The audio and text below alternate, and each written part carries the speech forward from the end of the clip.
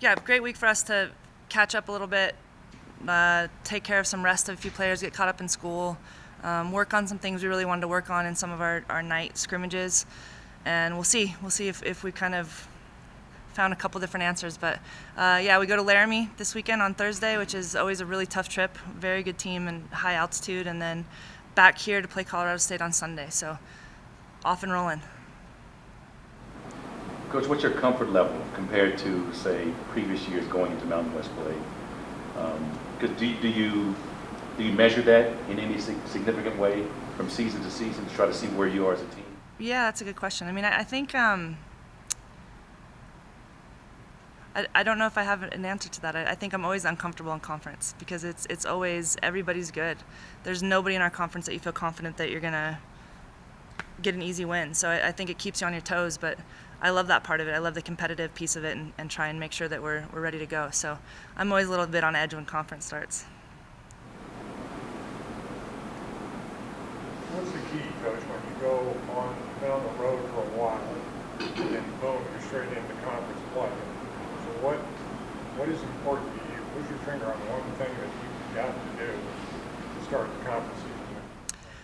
I think for us it's sense of urgency. I mean, you can't, especially now with no overtime being played in the conference, you have to find ways to get points. So a tie on the road is huge, and you kind of have to accept that any point you can get in conference is going to be a valuable point, and we'll fight to do all that. But it's a sense of urgency. You can't let games sneak away from you. You can't have games where you go, oh, I wish we would have, I wish we could have.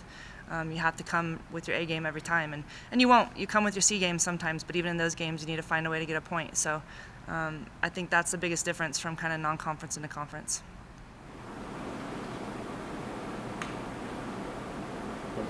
What would you say is the identity of this team, of your team, the identity?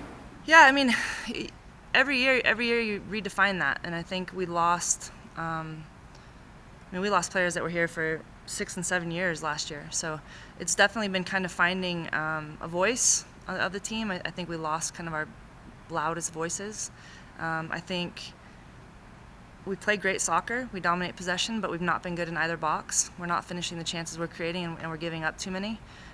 So can we combine those two things and kind of find a way to win? But they're a great group of players, and they train really hard every day, and I believe in that. I believe when you have the right people and the right kind of attitude that results will come. So I believe in them. I think they're ready.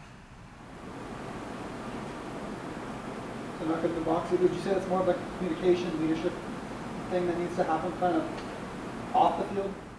Yeah, maybe. I mean, we lost 20 goals in 2 graduations last year.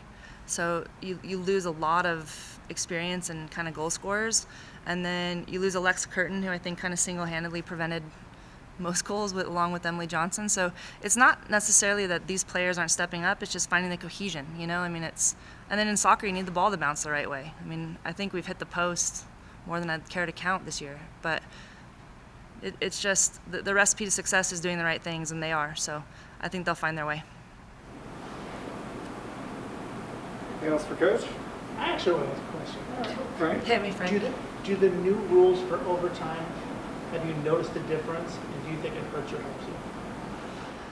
So I'm actually in favor of not having overtime in non-conference.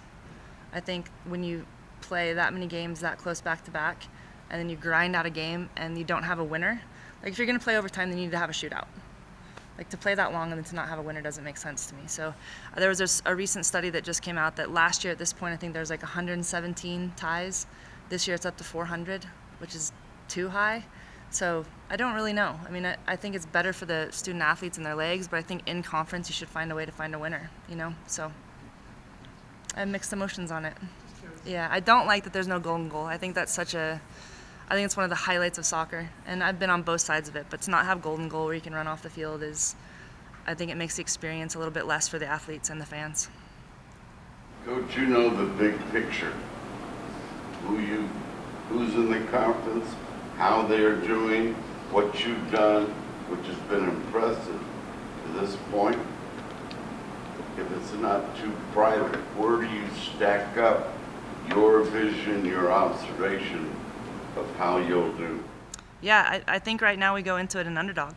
I mean, what Boise State and San Diego State are doing has been really impressive, and Utah State, I mean, across the board. So we're going to have to find ways to get results and play kind of gritty soccer, which I think our team has in it. So I don't feel like we're going to be out of any game, and I don't feel like we're going to be a clear, favorite in any game, which is kind of a fun way to play because every game matters so much.